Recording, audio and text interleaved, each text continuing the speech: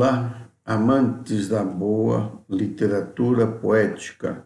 No ar, mais um episódio de Recado Poético, episódio 25, trazendo hoje um perfil pequeno do poeta artista Abdias Nascimento, artista plástico, escritor, teatrólogo, político e poeta, além dos poetas Pastorelli e Belvedere Bruno. Tenham uma boa audição. Recado poético é impróprio para menores de 18 anos. A Dama do Metrô, capítulo 24. O fim de ano estava chegando. A festa de confraternização já estava marcada. Malu preparava-se cuidadosamente. Comprara um vestido para a ocasião que, sabia, ia abafar como em todos os anos. O frisson entre as amigas, principalmente as fogueteiras, quebrava um pouco a rotina. À distância, ela observava o comportamento tanto das mulheres como dos homens. Via isso tudo como um escape de futilidade do dia a dia, uma fuga dos problemas, como se nessas festas pudessem fazer o que bem quisessem. Muitos mostravam uma faceta que durante todos os anos estava escondida debaixo da máscara do bom comportamento matrimonial e profissional. Ela sabia se portar, apesar de que, às vezes, abandonava sua postura profissional e soltava-se um pouco, mas nunca chegava às raias da loucura descontrolada. Suas amigas apostavam que essa seria a oportunidade de Malu conquistar Aureliano sexualmente. Ela sorria, sem externar exatamente o que pensava. Isso desconcertava as amigas, pois, embora não houvesse ainda a concretização de uma conquista, algumas delas queriam aproveitar a festa para abocanhar o coitado do Aureliano. Era uma pena não saber decifrar o sorriso enigmático de Malu. O problema é delas e não meu, pensou Malu, fechando o zíper da saia preta. Aureliano, casado, pai, bom profissional, fora demitido há pouco tempo. Com seu jeito espontâneo e bem-falante, foi conquistando todo mundo, principalmente as mulheres. Tinha ouvido histórias sobre as festas de fim de ano da firma. E, contudo, o macho que se preza queria tirar sua casquinha também. Por isso, seu foco de atenção estaria inteiramente voltado para Malu. Confiante, foi para a festa preparado para o que desse e viesse. Primeiramente, como fazia todo ano, Malu, sentada à mesa do canto, observava o vai-vem do pessoal, dos garçons, dos boys, das moças, dos homens, do chefe, do subalterno, enfim, a movimentação geral. Saboreava lentamente a bebida quando notou Aureliano cumprimentando o pessoal. Elegante como sempre, esperou até que ele se acomodasse e depois do quarto copo de cerveja, além da caipirinha, ela levantou-se e passou perto dele. Olá, Aureliano, boa festa, disse sorrindo maliciosamente. Malu, boa noite. Ah, quer dizer, boa festa para você também, respondeu meio atrapalhado. Não esperava a investida dela. Os amigos começaram a debochar dele. Ah, aí, hein, danado. Ganhou a noite. Olha, tem um hotel aqui bem perto. Puxa, ninguém até agora conseguiu levar Malu para a cama. Será que você será o primeiro? Que isso, vocês estão enganados. Sou casado, gaguejou Aureliano. Casado, mas não capado, disse Ernesto, que há muito tempo vinha saboreando essa conquista e não conseguia. Malu notou a perturbação que causou em Aureliano. Jogaram o anzol, agora era esperar o peixe morder a isca. Pastorelli. Diário de um Sentir, caderno 1.24. Creio que esse método de escrever durante o longo trajeto do ônibus, embora pareça estranho, não para mim, mas para as pessoas que me observam, é o melhor de resultado. Leio um bom trecho do livro, depois tiro da pasta o caderno, a caneta e começo a escrever desenfreadamente. Devem achar esquisito que eu seja maluco ou coisa parecida. Mas nesta cidade caótica, neurótica, bela, existe pessoas bem mais esquisitas e estranhas do que possa parecer. Me desviei do que me propus a escrever.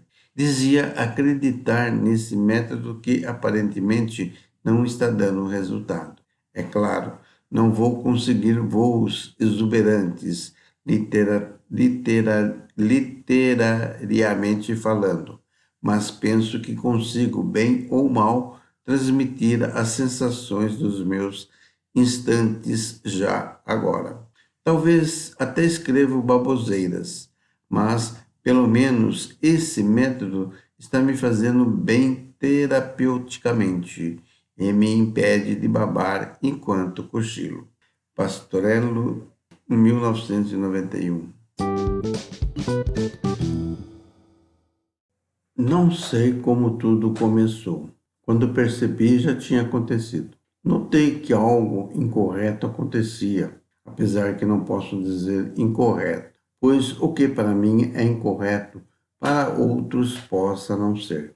Socialmente dizendo, é incorreto, era fora do normal. Nunca fui de ousadia extrema de gestos, atos ou ações. Quando chego ao extremo é que já estou a ponto de estourar. O problema não tem mais solução. O copo transbordou ou a vaca vai para o brejo. E realmente a vaca estava no brejo há bastante tempo. E, da minha parte, por ser um cara nada ousado, não fazia porra nenhuma. Não tomava uma atitude drástica, permanecia numa imobilidade de vítima sem o ser, porque a situação chegou a tal ponto sem saída, apesar que para tudo há uma saída, mas eu não a encontrava. E num momento difícil e extremo, decidi pular fora do barco. E foi o que eu fiz. Pastorelli. Recado Poético é uma produção, roteiro, pesquisa, textos, leituras de Pastorelli. Abdias Nascimento. Vocês conhecem? Já ouviu falar? Já leram alguma coisa dele?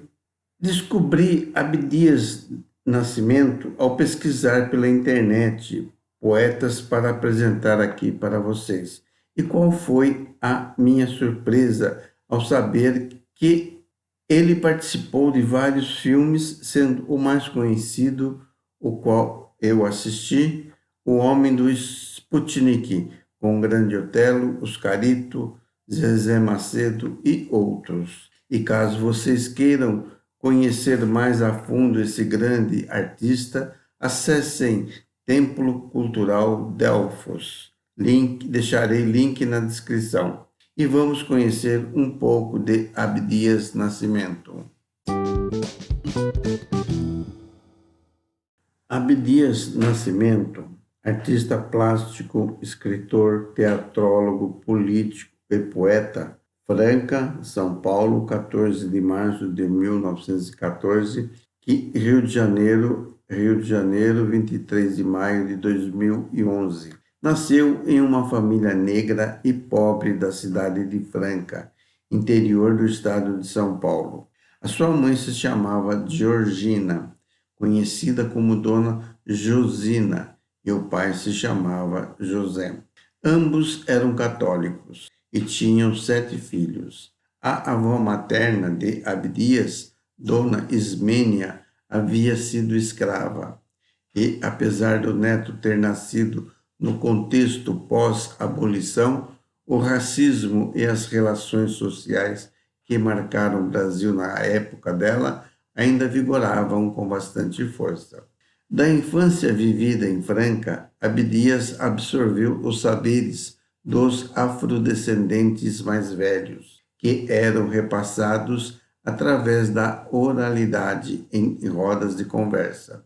Aos 9 anos, o garoto já trabalhava entregando leite e carne nas casas dos moradores mais ricos da cidade, e assim ajudava a família financeiramente.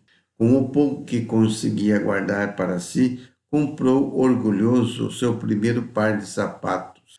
Aos 11 anos, entrou para a escola de comércio do Ateneu Francano. Nessa época, ia ao grupo escolar de manhã.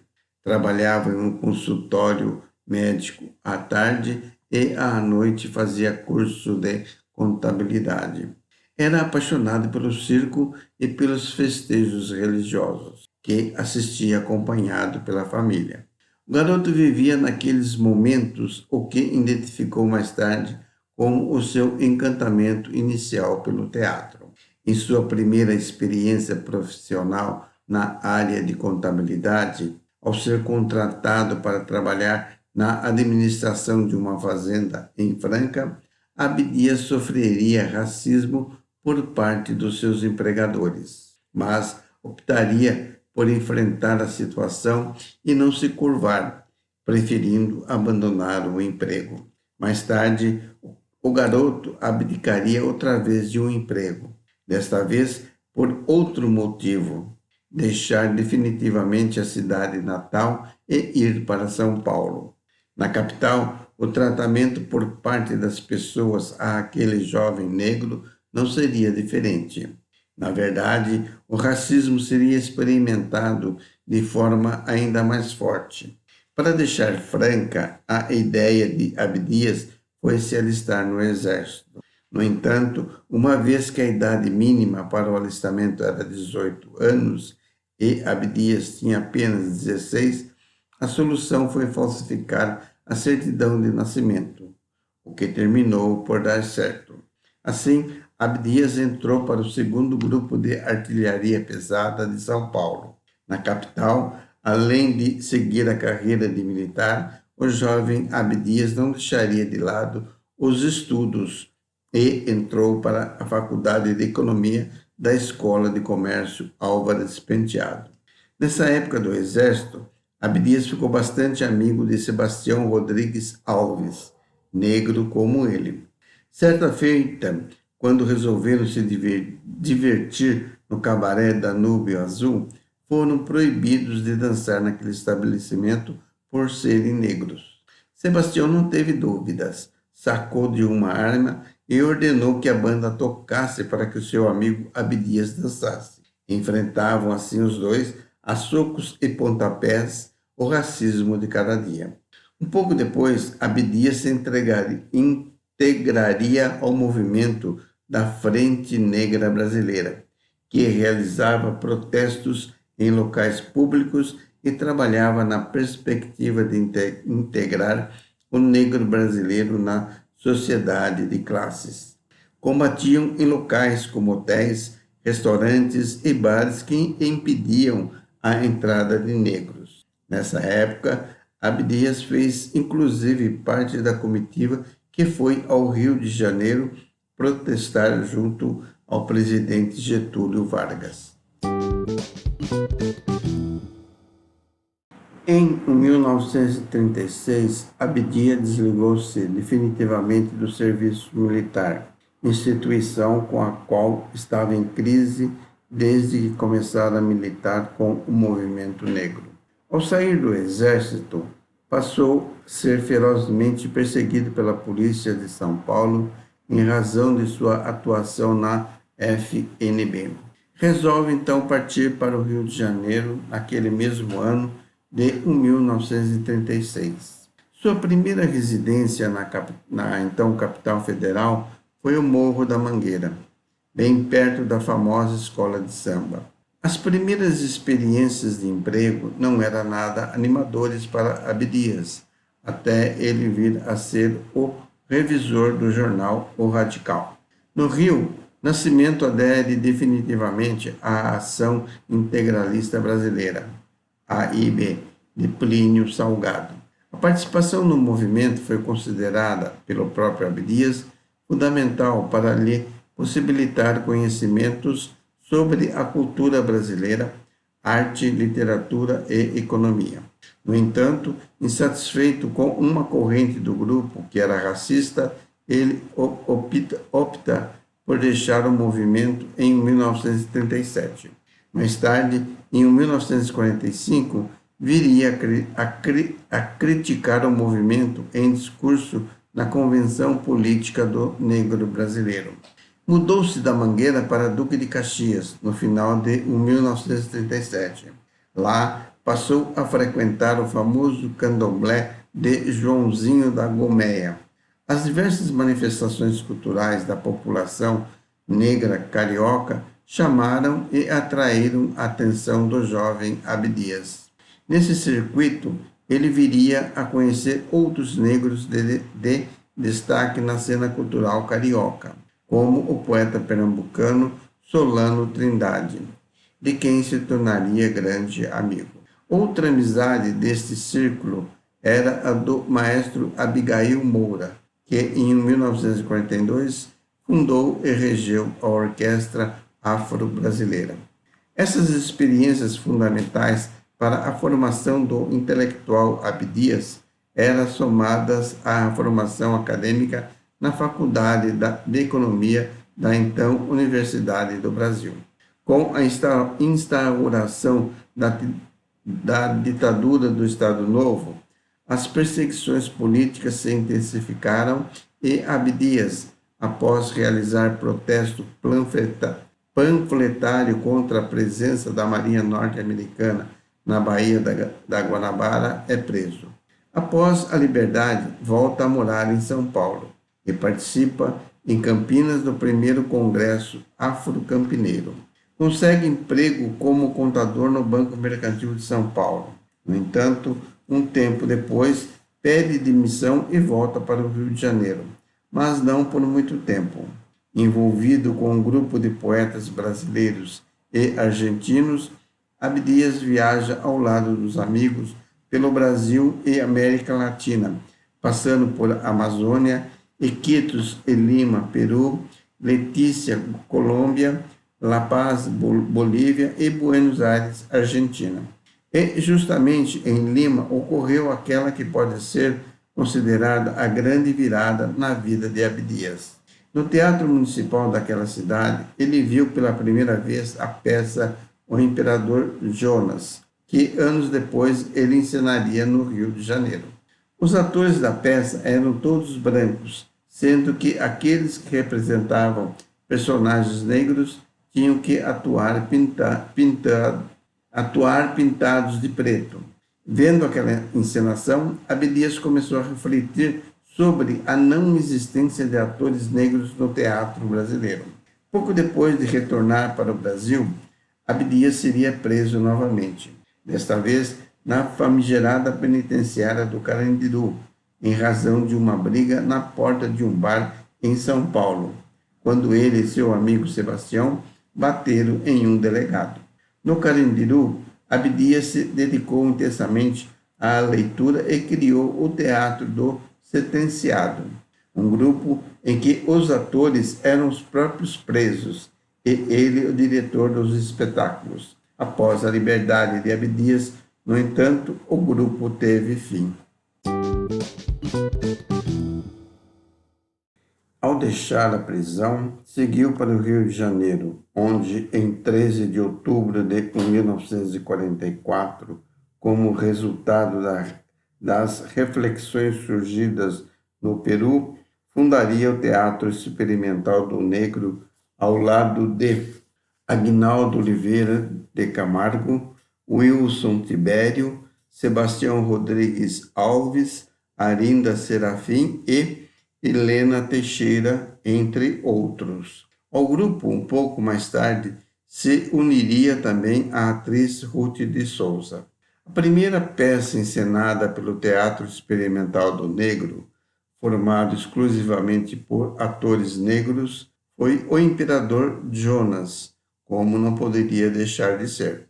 A peça do escritor norte-americano Eugene O'Neill, aquela mesma que Abdias assistiu no Peru, teve uma única apresentação no Teatro Municipal do Rio de Janeiro, em 18 de maio de 1945. Foi um enorme sucesso, apesar de parte da crítica racista da época ter feito duras críticas à iniciativa de um teatro de atores negros, afirmando ser desnecessária, pois não havia racismo no Brasil. O grupo ainda montaria mais 2 peças teatrais baseadas em escritos de O'Neill, que havia autorizado ao grupo a encenação de todas as suas obras. Com o sucesso da companhia, escritores brasileiros passaram a escrever peças teatrais especialmente para o Teatro Experimental do Negro. Nelson Rodrigues, por exemplo, escreveu Anjo Negro, enquanto Joaquim Ribeiro escreveu Aruanda. Em 1948, por sua vez, o grupo encenou Filhos de Santo, de José de Moraes Pinho, e em 1952, Rapsódia, do próprio Abdias Nascimento. Esta peça lançou a bailarina Mercedes Batista e a atriz Léia Garcia, na época esposa de Abdias e mãe de seus 2 primeiros filhos, Abdias Nascimento Filho e Henrique Cristóvão.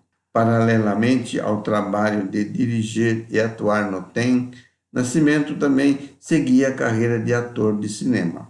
Em 1959, ele participou do filme O Homem do Sputnik, de Carlos Manga, e em 1962, de 5 vezes Favela, Escola de Samba Alegria de Viver.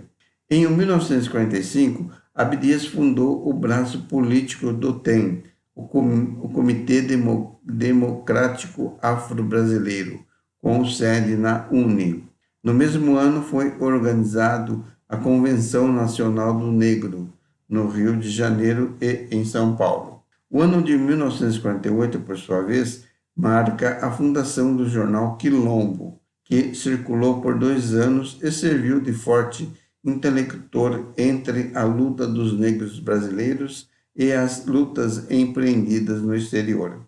Em 1950, ocorreu o primeiro Congresso do Negro Brasileiro, organizado por Abdias e o Teatro Experimental do Negro. Mais tarde, em 1968, Abdias publicaria o livro O Negro Revoltado, que trazia algumas das pesquisas e comunicações daquele evento. Ao longo das décadas de 50 e 60, Abdias militou pelo movimento negro em congressos, encontros e protestos que esta parcela da população promovia, muitas vezes sob a liderança do próprio.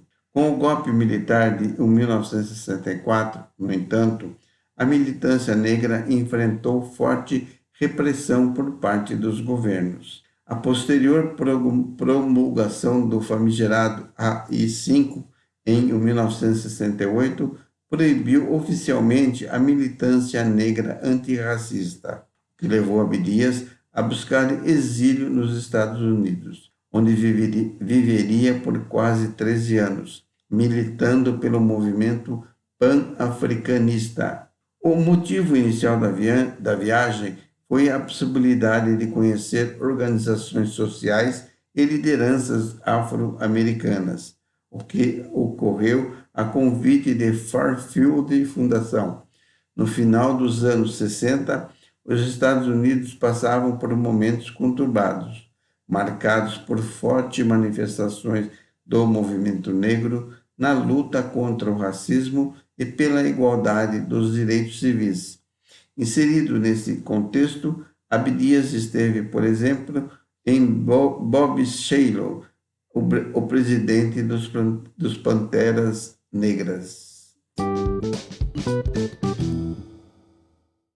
Durante o longo exílio, Abdias dedicou-se com ênfase à carreira de artista plástico, que havia emergido durante uma curta estadia dele em Nova York no início de 1968, antes do início do exílio. Ao longo dos 13 anos que viveu fora do país, além de pintar, também foi convidado a expor suas obras e realizar curadorias de exposições em galerias de universidades norte-americanas. Após algumas exposições individuais em Nova York, primeiro destino do exílio, Abdias foi convidado pela Universidade de Wesleyan de Middleton para atuar como professor visitante. Enquanto esteve por lá, tomou parte nos levantes que ocorriam na Universidade de Harvard contra o financiamento de projetos na África do Sul, país do apartheid. Da atividade de professor visitante em Wesleyan University, Abdias foi para a Universidade do Estado de Nova York, na cidade de Buffalo, desta vez como professor contratado e com dedicação exclusiva.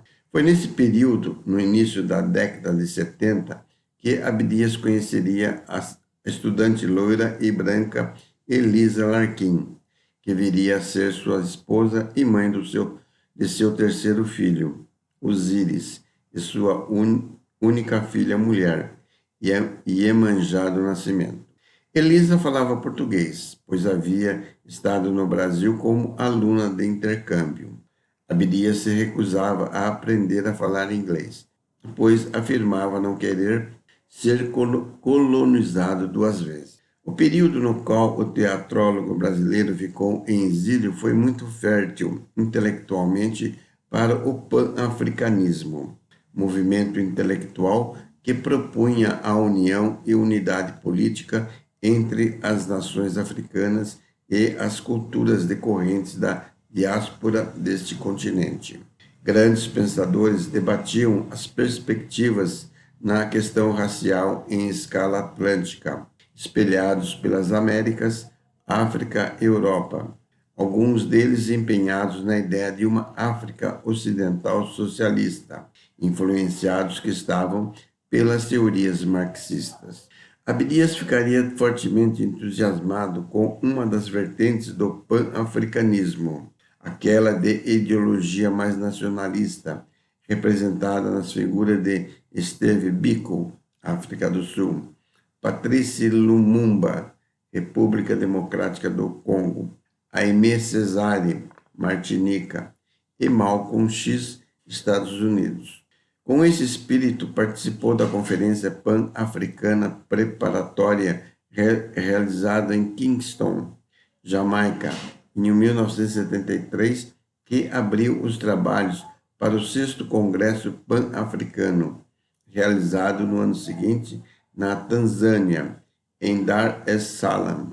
Entre 1976 e 1977, Abdias residiu na Nigéria, onde atuou como professor visitante na Universidade de Ife.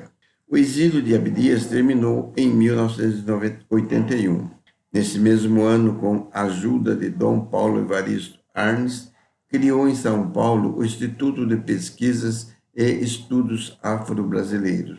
Em 1982, o Instituto organizou e realizou o 3º Congresso de Cultura Negra das Américas, presidido por Abdias. No papel de artista plástico, ele ainda realizaria diversas exposições em museus, universidades e centros culturais brasileiros.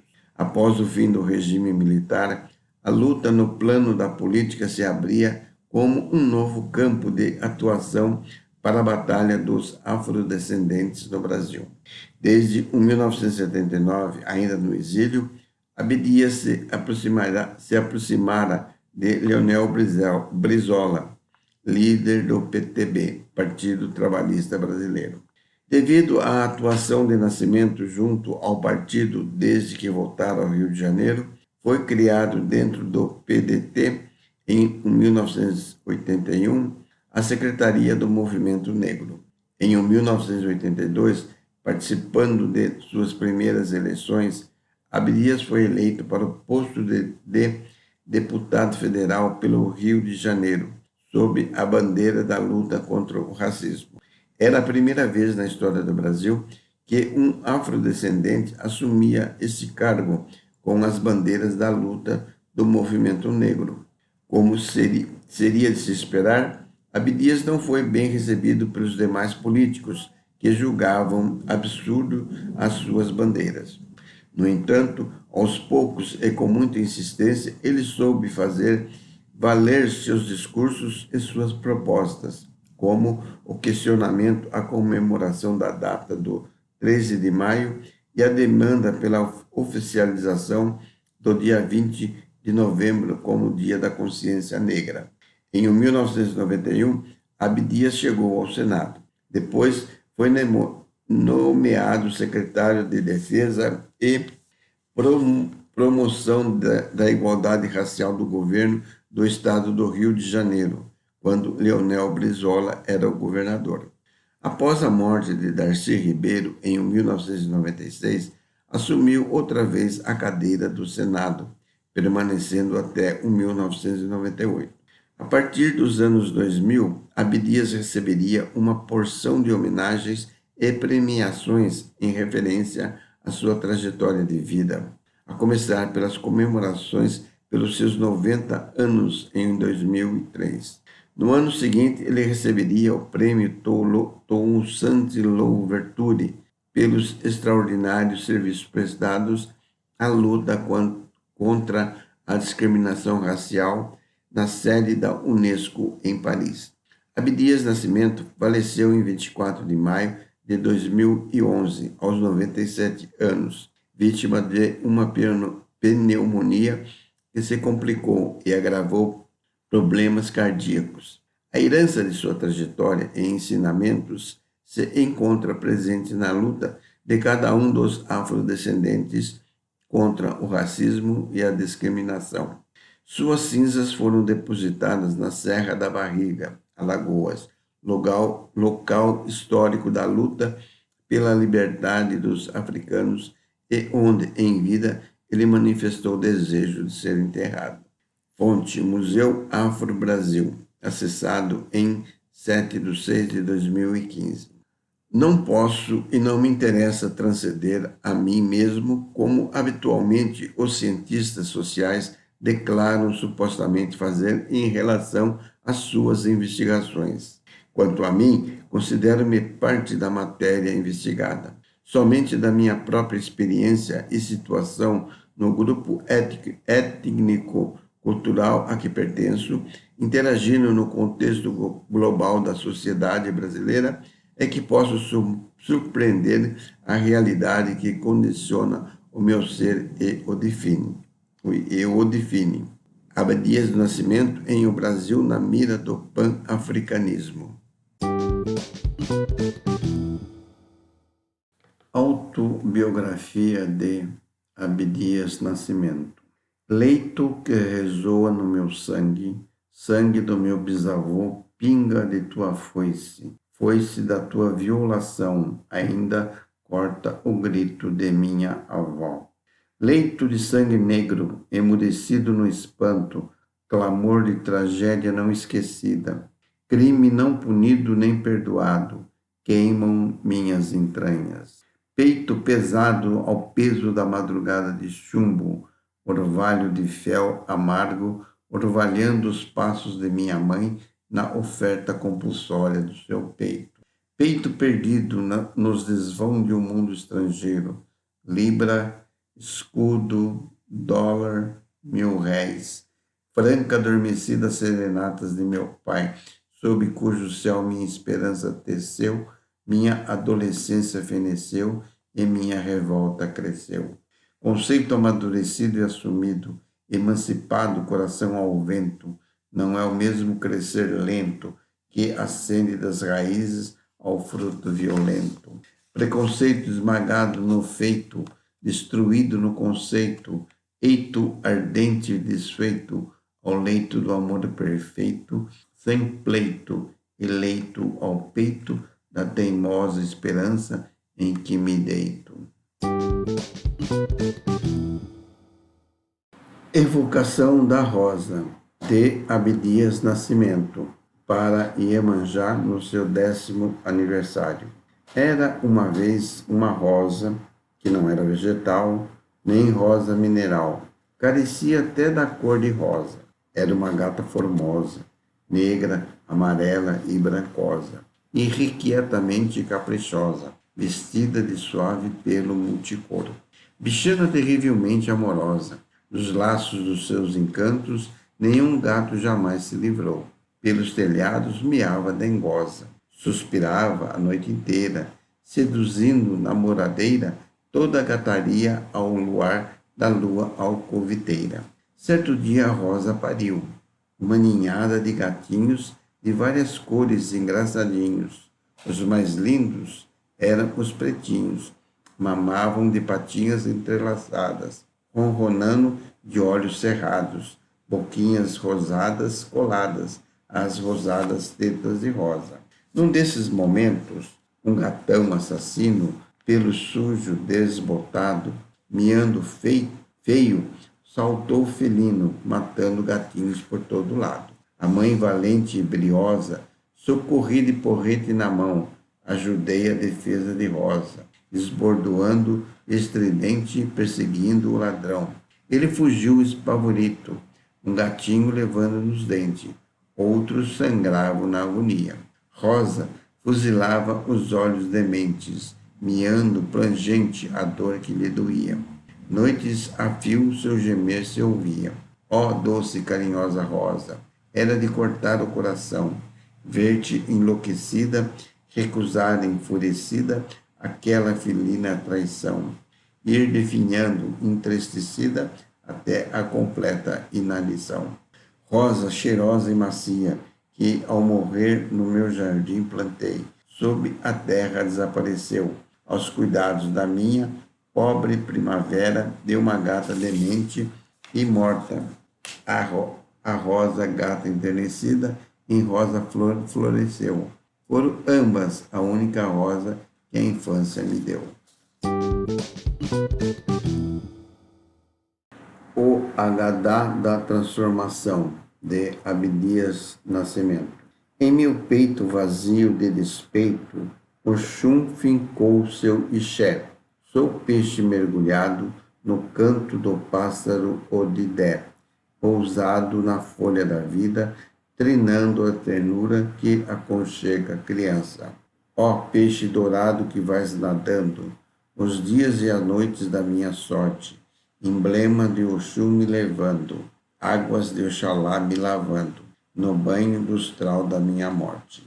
Existo em minha natureza ori, levedado pelos orixás, embora o costado dos ancestrais se ame, a costa dos escravos proclame, o cravo cravado no lombo, me tombando no tombo, de contra a costa rebelada do meu axé, inflamando na chaga do Congo a chama incendiária do quilombo.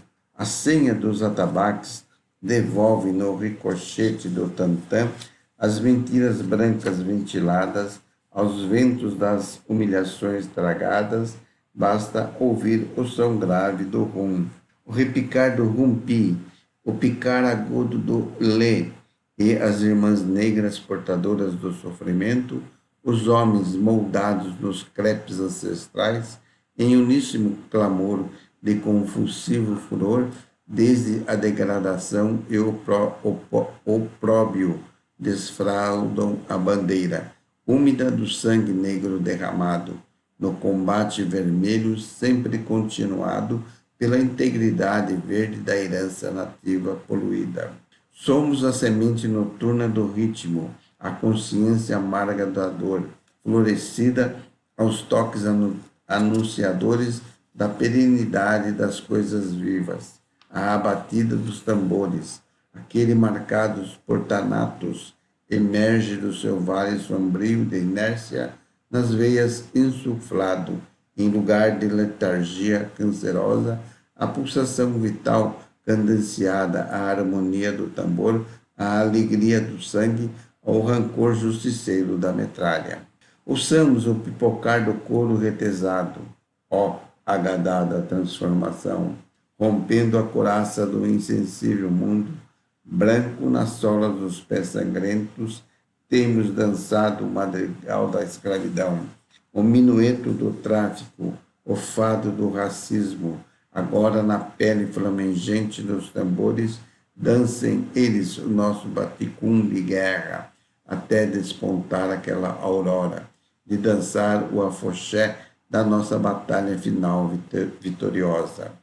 Entre nuvens rubras, palpita no meu peito o Ixé de Oxum, as batidas do rum, sigo os labirintos da minha alma, Axé rum, ruminador do silêncio, sobre nós imposto, rumpi, lé, levando nas asas do ouvido os raios do nosso sol, brilhante e jamais posto, lé, rumpi, rompedor do cerco dos arbustos alvacentos, converjando sobre o céu desolado de nossas diásporas compulsórias. Impunho o Agadá, obrigação ao Rum e Ifá. Não é tempo de reclamar, nem tempo de chorar. Tempo é de afirmar nosso ser, sem mendigar nosso direito ao poder. Tempo é de batalhar a guerra secular, ao invés de lamentar ou implorar, em vez de só gritar. Lutar, em vez de vegetar e conformar, lutar. Em vez de invadir e sonhar, lutar. Semear a luta com decisão, ampliá-la com ardor e paixão, sem temer a incompreensão do inimigo ou do irmão, desdenhar o elogio e o louvor a este mero ato de fraterno amor, olhar para além do egoísmo e da glória, abrochar no coração o ixé da bravura, certos de que a vitória pouco significa a nossa vida e nada importa a sepultura.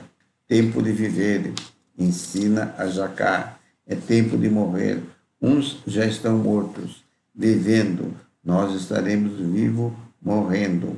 Morrer enquanto cintila no meu peito o ixé áureo de Oxum, enquanto caminho a ancestralidade da minha terra nas pegadas temerárias de Ogum, ao fio do Agadá. Transformo a queixa muda das irmãs negras neste canto marcial da esperança de cada soluço teu. Irmão, faço uma bala de fuzil, impeço que a bondade amoleça tua revolta e tua dança perca o embalo da trincheira, tornando tua coreografia grávida de símbolos em vil moeda de espetáculo mercantil. Vem do fundo escuro do tambor esse aflito olhar magoado, não vencido, apenas derrotado. Das irmãs e irmãos em África, fixo olhar pungente, absorvendo a beleza vital do meu corpo, incrustação do ixé, projeção amorosa de Oxum em minha origem plantada, por desígnio paterno de Olorum, ou olhar a devolvendo a intensidade e pungência da antiga luta comum, processada à regência do Agadá transformador e do nosso cálido, recíproco e solidário amor, Ogunié. O sangue e a esperança de Abdias Nascimento. Corre o sangue nas veias, rola o grão das areias. Só não corre, só não rola a esperança do negro órfão que corre e cansa. Cansa do eito, corre das correntes, corre e cansa do bote da serpente. Só não corre, só não cansa de amar o amor da mãe, África no além-mar. Além-mar das águas da alegria, mar além do axé nativo que procria. Aqui é o mar, aquém do desamor frio, aquém mar do ódio do destino sombrio. Sombrio corre o sangue derramado, no mar, aquém de tanta luta devotado. Mas o sangue continua, rubro a ferver, inspirado no orixá que nos faz crescer. Crescer na esperança do aquém e do além, do continente e da pele de alguém. Lutar é crescer no além e no aquém, afirmando a liberdade da raça. Amém. Olhando no espelho, de Abdias Nascimento. Para meus netos Samora, Alan e Henrique Alberto. Ao espelho te vejo, negrinho, te reconheço, garoto negro. Vivemos a mesma infância. A melancolia partilhada do teu profundo olhar era a senha e a contrassenha identificando o nosso destino. Confraria dos humilhados, a povoar de eterna lembrança esta minha evocação de Franca. Éramos só um olhar, nos papagaios empinados ao sopro fresco do entardecer. Negrinho, garota negra, vivemos a mesma infância, nos cafezais brincamos, nas jabuticabeiras trepamos, chupamos a mesma manga e melancia. Éramos uma única ansiedade, a subida multicor dos balões pejados de nossos sonhos e ilusões. Negrinho, meu irmão, como te chamavas tu? Felisbino, Sebastião, Geraldo? Serias menina? Rosa, Negra, Alice, Tarsila? Ou te chamarias Aguinaldo? Lembro nosso emprego. Lavar vidros, esfregar remédios, fazer limonada purgativa, limpar as sujeiras de uma farmácia. E aquele grito em nosso ouvido: acorda, preguiçoso! Era o patrão. Outra vez cochilaste reclinado ao chão. Assustados, teus olhos dançaram. Desgovernados pelas lágrimas, saltaste inutilmente lépide. Um dedo irrevogável te apontou à porta do desemprego. Assim regressaste à casa que já não tinhas. Na noite anterior, morrera tua pobre mãe que a mantinha. Negrinho, garoto negro, sei que somos prosseguimos os mesmos ao abandono de nossa orfandade. Assim, juntos e sem nome, devemos continuar nosso sonho, nosso trabalho, reinventando as nossas letras, recompondo nossos próprios nomes, tecendo os laços firmes nos quais, ao riso alegre do novo dia, enforcaremos os usurpadores da nossa infância. Para a infância negra, construiremos um mundo diferente, nutrido ao axé de Exu, ao amor infinito de Oxum, à compaixão de Obatalá, à espada justiceira de Ogum. Nesse mundo não haverá trombadinhas, pivete, pichotes e capitães de areia. Oriqui da Elisa, de Abdias Nascimento. Amor em saudade, desatado de carência física embotado. Amor de amor pleno, transbordante, música pungente, latejante. Lateja amor às têmporas, as teclas teclam amor, agudo punhal inclemente, apunhalando a dor.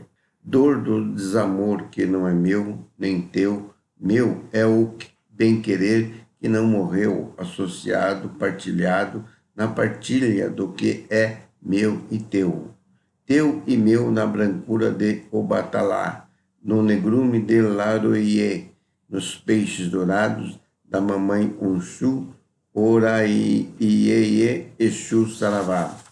Amor, saudade, corimba, dança minha lágrima, enquanto no tambor tua imagem crescente multiplica minha força, expande meus horizontes, transforma a vida num grito, feliz na afirmação de um, de dois, de todo o humano em nós. Amor unijugado, no trabalho a quatro mãos, na luta compartilhada, da esperança em comunhão, ao ritmo das coisas belas, ao gosto agreste do bom, do belo que profetiza, a ternura que és tu, Elisa.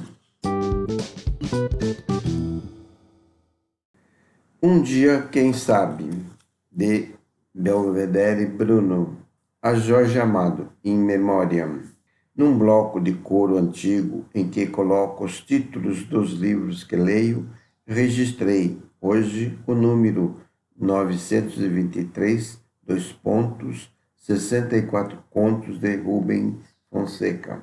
Faço uma retrospectiva através dessas páginas e me vejo, muito jovem, lendo a Divina Comédia de Dante. Para muitos, começar com tal título seria um desestímulo, mas para mim foi tão extraordinário, tão cheio de encanto, que me apaixonei por livros. Comecei então a devorar clássicos antigos e contemporâneos. De Dante passei a Camões, Milton e, a cada dia, mais me integrava ao mundo das letras. Houve época em que só lia Jorge Amado. Devorei todos os livros da coleção distribuída por Fernando Chinaglia. Jorge tem um estilo que me leva a locais descritos e até me sinto interagir mentalmente com suas personagens, que sempre parecem familiares para mim. Jorge Amado marcou minha carreira de leitora. Lembro que, quando ia a Salvador, me hospedava numa casa na rua Alagoinhas, bem perto de onde ele residia. Tudo fazia para encontrar meu ídolo.